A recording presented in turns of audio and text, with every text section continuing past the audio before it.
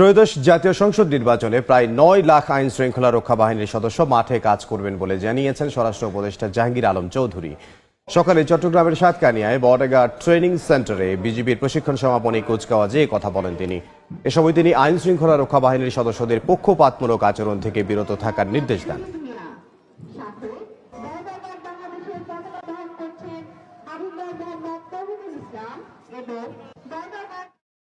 আগামী ত্রয়োদশ জাতীয় নির্বাচন অবাধ, সুষ্ঠু, শান্তিপূর্ণ এবং উৎসবমুখর পরিবেশ অনুষ্ঠানের লক্ষ্যে আইন শৃঙ্খলা বাহিনীর প্রায় 8,97,117 জন সদস্য দায়িত্ব পালন করবে।